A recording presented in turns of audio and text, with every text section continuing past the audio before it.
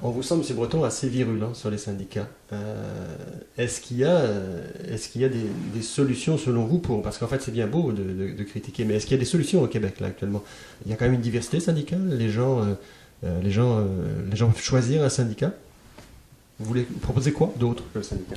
D'abord, il n'y a pas de diversité syndicale, puisque la liberté de ne pas être syndiqué n'existe pas. Alors, déjà au départ, il n'y a pas de diversité syndicale. Vous avez la CSN d'un côté, des exaltés gauche, pour qui, bien sûr, 2 et 2 ne sauraient faire 2, ne sauraient faire 4.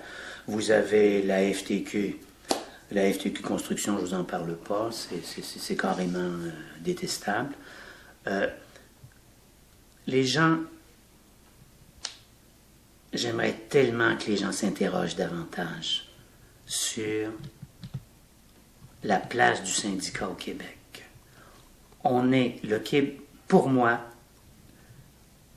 depuis 30 ans, 35 ans que je me penche là-dessus, à temps plein, ou à peu près, la cause de notre retard économique, c'est notre taux de syndicalisation. Mais pourtant, le syndicat, est-ce qu'il a permis de développer les emplois salariés au Québec pendant de nombreuses années? Ce qui s'est passé avant, il y a beaucoup de nuances à apporter.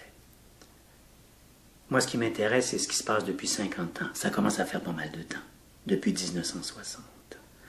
Les syndicats se sont installés partout. Et quand je dis installés, c'est beaucoup plus qu'avoir le monopole de représentation des salariés. Il y a tellement à dire là-dessus. C'est beaucoup plus qu'avoir le monopole de représentation des salariés.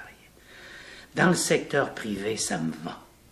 Dans le secteur privé, ça me va parce que les entreprises sont capables de se battre et de toute manière, s'il y a grève chez l'un, on pourra aller chez l'autre entreprise.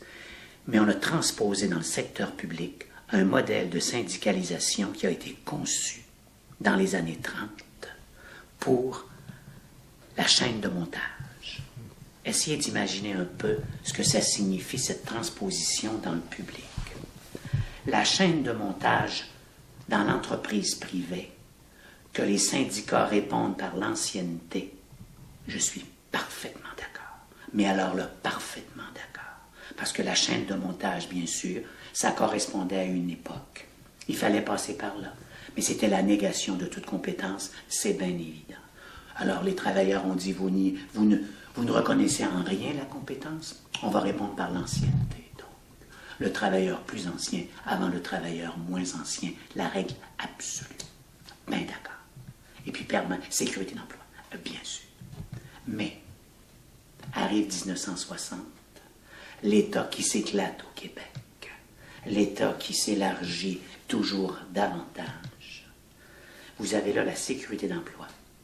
On s'attend à ce que les fonctionnaires n'aient pas des réflexes de travailleurs de chaîne de montage. C'est-à-dire que la compétence, l'espace de compétence, l'espace de réalisation dans ton milieu de travail, ça existe, c'est bien évident. Et imposer dans ce secteur-là, et Dieu sait qu'on parle ici de plus d'1 demi-million de travailleurs, d'ailleurs c'est la masse des syndiqués au Québec, imposer la permanence, imposer l'ancienneté, imposer la grève dans le secteur public, ce qui est inimaginable parce qu'il n'y a pas d'alternative. Il n'y a pas d'alternative. Quand les enseignants font la grève, ils ne se donnent pas de cours. C'est inacceptable de prendre les études des jeunes en otage, sans compter l'image que ça envoie, sans compter l'exemple que ça envoie.